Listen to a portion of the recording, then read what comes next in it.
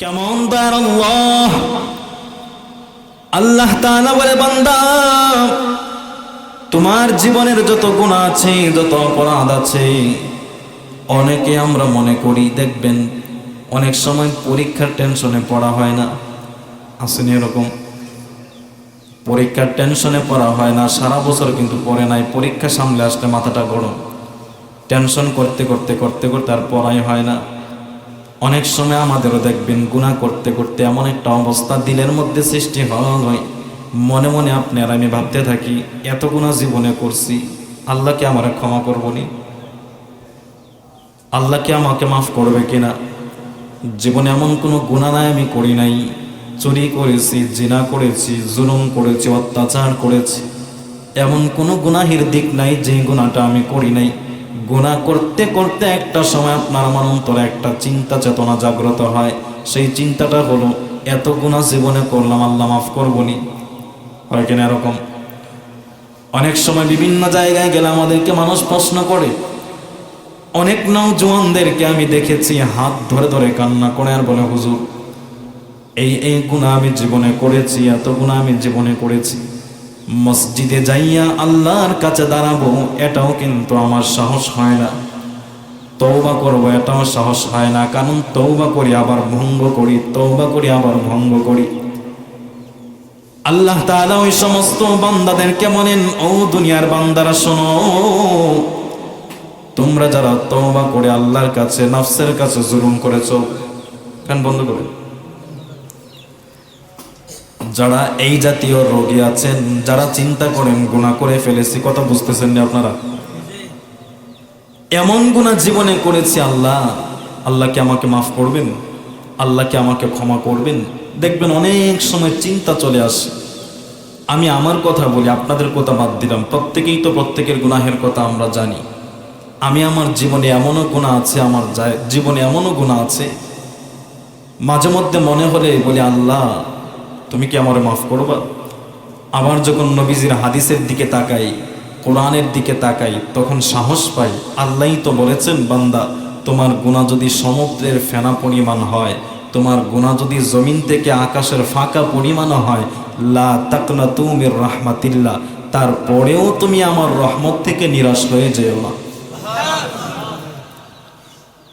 সাইয়েদিনা মুসা আলাইহিস সালামের কাছে একটা নাফরমান আসলো।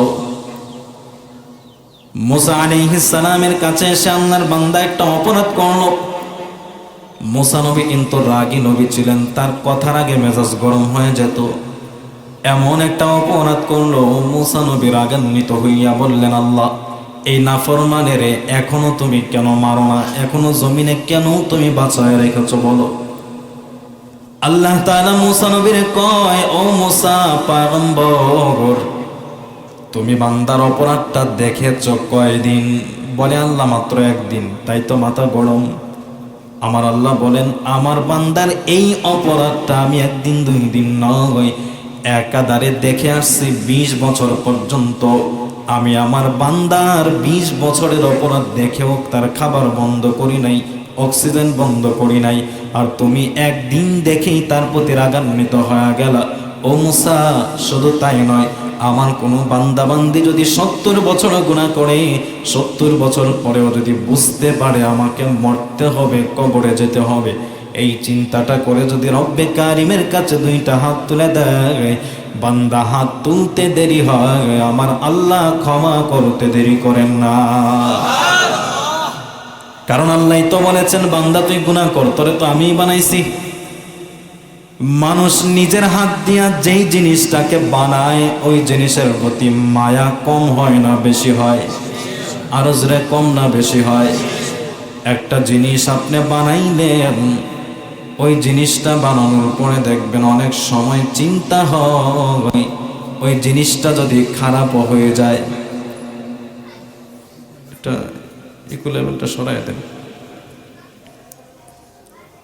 ওই জিনিসটা যদি খারাপ হয়ে যায়, অনেক সময় কিন্তু আমরা ভাবতে থাকি আর বলতে থাকি, এটা যদি খারাপ হয়, ঠিক আছে হেসেন, এটা একটা সমস্যা। সব নিজের হাতে বান্দা যে জিনিসটা বানায়, আসেন ওই জিনিসের প্রতি মায়া কিন্তু অনেক বেশি হয়। একটা জিনিস আপনি বানিয়েছেন নিজের হাতে, দেখবেন এটা খারাপ হইল, ভাঙতে মন চায় না, হয় কিনা এরকম? যে থাক, আমি তো বানাইছি, আরেকবার শুদ্ধ করে নেব, সংশোধন করে নেব। আমার আল্লাহ বলে, বান্দা, দুনিয়ার জমিনে তুমি একটা জিনিস বানিয়ে ভুল হলে যেইভাবে তোমার ভাঙতে মন চায় না, আমি আল্লাহ তোমার চেহারাটা নিজ কুদরতি হাত ব্যবহার করে করে বানাইছি।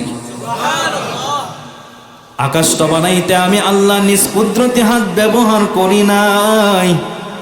জমিনটাকে বানাইতে আমি আল্লাহ আমার নিজ কুদরতি হাত ব্যবহার করি নাই।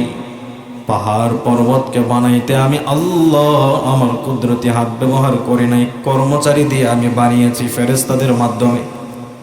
আর তোমার আদমের চেহারাটাকে আমি আল্লাহ এত মোহাব্বত করে করে বানিয়েছি।